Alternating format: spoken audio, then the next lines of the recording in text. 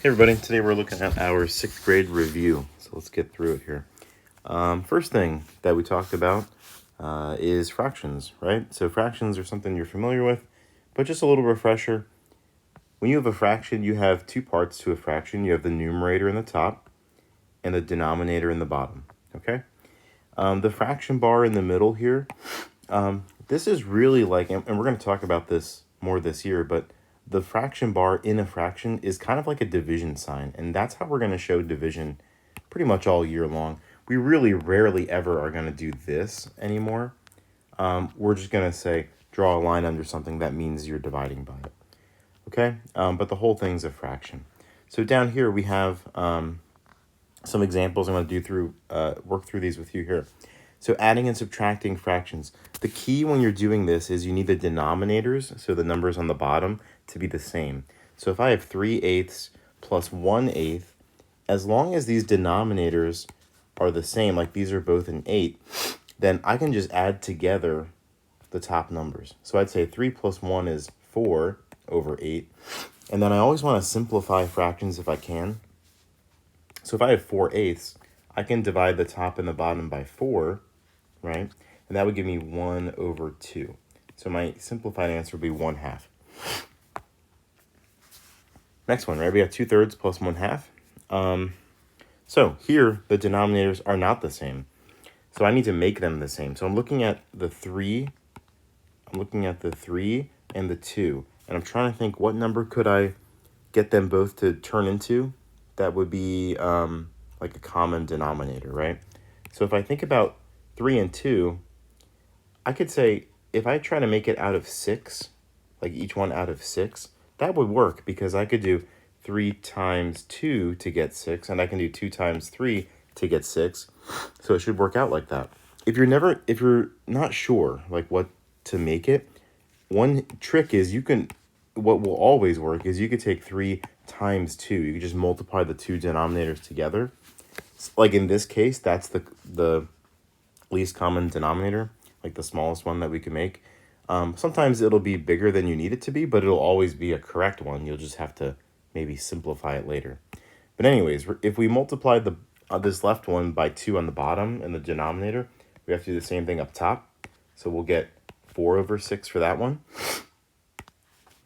times 3 on the top over here for the numerator. So we'll get 3 over 6 here. Now this is starting to get a little bit cluttered, so I'm going to just rewrite this.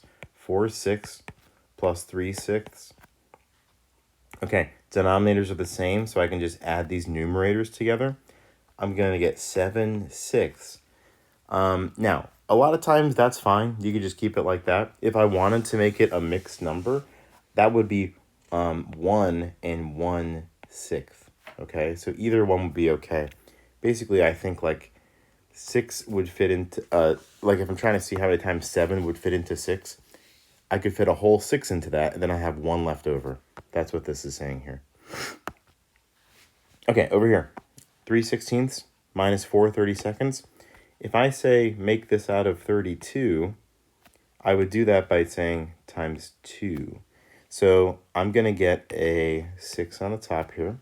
This is going to turn into 6/32 minus 4/32 is going to be 2/32. I can divide that by 2, right? That would be 1/16. Okay. All right. So that's adding and subtracting. They're all kind of the same. So this last one was a subtracting problem, but we did it the same way. Okay. Let's go down here. So fractions with multiplying. Okay. When you're multiplying, this is super easy. When you multiply straight across the top and straight across the bottom. So here I could say 5 times 2 gets me 10. 8 times 3 down here gets me 24. I could simplify by 2. I'd get 5 over 12. So for that first one, 5/12 would be my answer. Second one, I've got 6/12 times 8/9. Now I can do the same thing again and just multiply straight across. Or if you look at it and you can see in the numerator of one fraction and the denominator of another one, if you can like reduce it, like simplify it, you can do that here at this step. So like for example, I have a 6 here and I have a 9 down here. they can both get divided by 3. 6 divided by 3 is a 2. 9 divided by 3 is a 3. I could simplify it kind of before I keep going. I've got an 8 and a 12. I can divide them both by 4, right? 8 divided by 4 is 2. 12 divided by 4 is 3. So what I'm really doing is really like 2/3 times 2/3. Okay, let me just rewrite this to make it easier to see. Okay, now at this point, I'm going to multiply straight across and get a 4 in the numerator. Straight across down here, get a 9. 4 9s. I could have done the same thing. If I look back at this original problem for the first one, if I say like 5/8 times 2/3, and then if I recognize that the 2 and the 8 I can simplify by 2, I would get 5/12, right, when I go across. That's what we got right here. So either way, it should work out. It's just kind of like, do you want to simplify it in the problem or do you want to simplify it at the end of the problem? Dividing, okay, this is keep, change, flip. So if you remember this from 6th grade or before, this is the keep, change, flip. That means you keep this first fraction the same. You change this sign to be multiply and you flip this second fraction upside down. So if I'm going to rewrite this. Keep the first one the same, change my sign to multiply, flip my other fraction upside down. Now I can multiply straight across, or actually here I could say 7 divided by 7 is 1 for both of those. Now I'm going to multiply. I get 3 on the top. I get a 1 on the bottom. 3/1 is just 3. Okay, so dividing fractions is keep, change, flip. Down here, converting mixed numbers. So if I want to turn this into an improper fraction, we do this kind of big swoop kind of thing. So we're going to say 12 times 5 plus 3. We kind of swoop it around.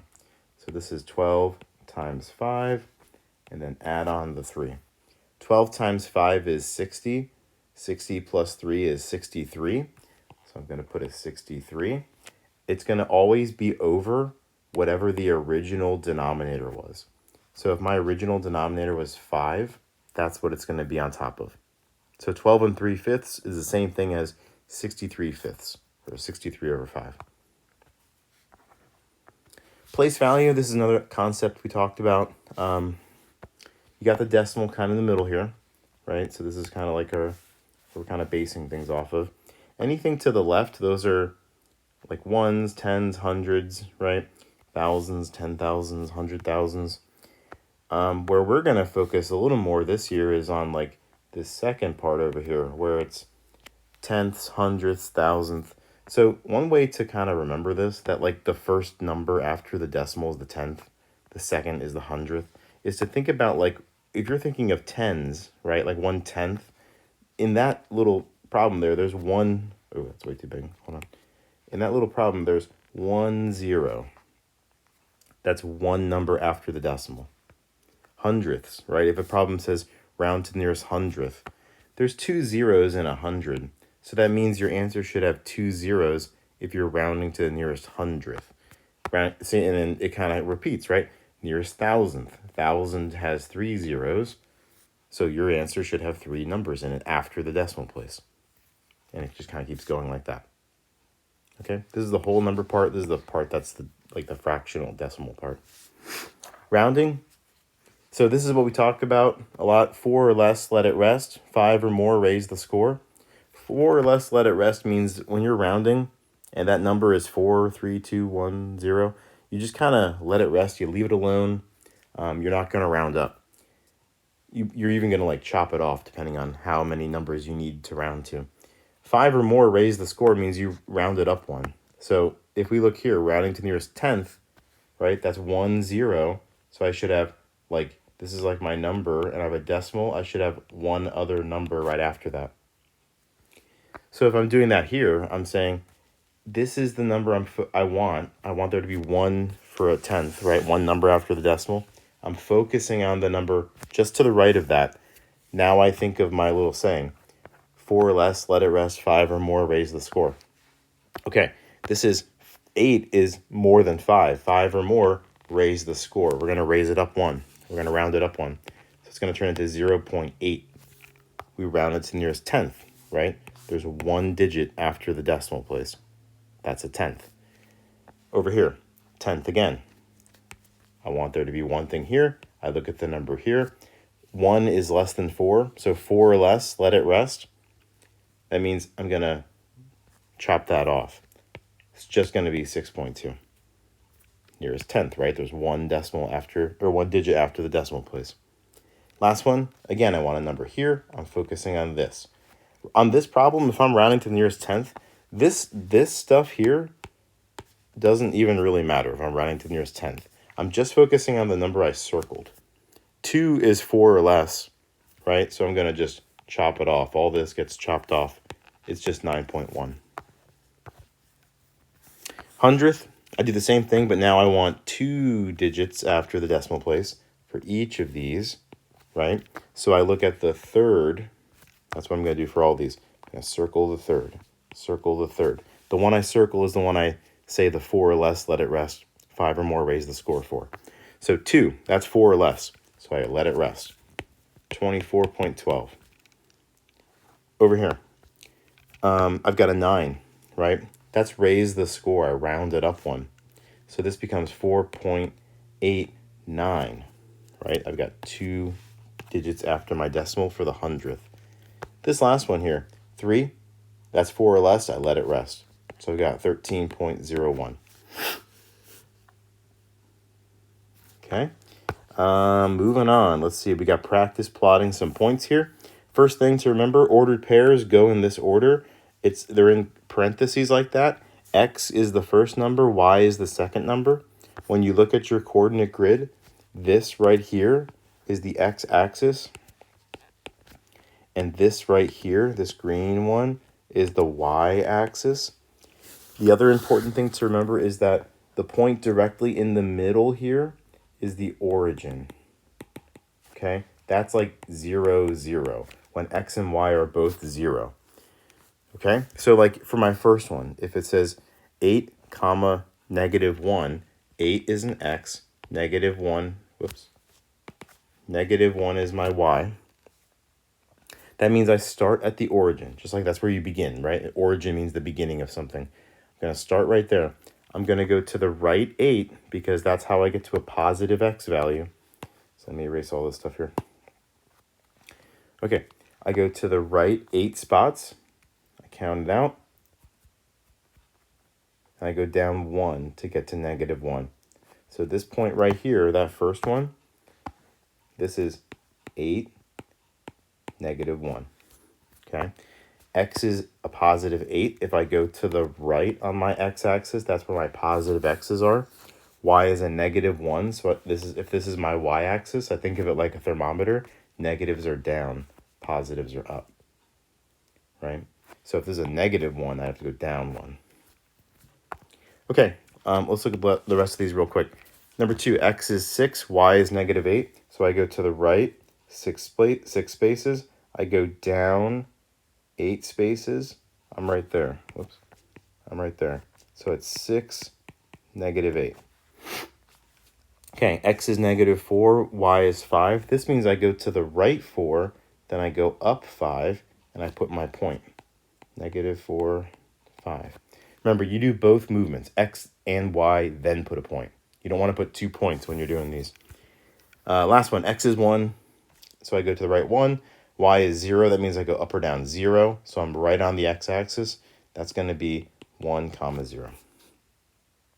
Okay, real quick down here, calculator. Just some things that we talked about in class today. The second key, it's gray. Anything else you see in gray on the calculator above the buttons, that's how you do those. You have to hit the second key first to do all those things. Again, I'm sure you already kind of know that. This is your mixed number key, right? This is like the unit numerator over denominator, like a mixed number. This is your fraction key, numerator over denominator. This thing, anytime you see the little arrow, it means turn something into whatever's after it. So if you want to turn something into a percent, you click that, second percent. Turn something, flip-flop it between a fraction and decimal, you do that. Flip-flop between a fraction and a mixed number, you do this one. So anytime you see the arrow, that's what it means. Same as this. This is just like a convert the way your answer looks kind of button. This down here underneath the 3, that's the negative sign. Okay. The minus subtracting is right there. These are different. That's not a negative sign. So if you need to do, if you need to type a negative number, don't hit minus whatever. You got to hit negative, right? That's what you got to do there. The final thing I want to just mention here is that don't ever use these. These buttons are not going to be helpful for you in 7th grade math. If you type that, like if you think you can get an X in a problem and solve it, it's not going to work for you. It'll give you an error, or it'll just give you like the answer is 0 or something. You don't want to do that, okay? Very last thing is order of operations. This is when we're kind of doing like a one side of expression or something. Parentheses, exponent, we say we do those things first. Multiply, divide's kind of the middle step, and then adding or subtracting is the last step. Okay, thanks for watching, guys. See you later.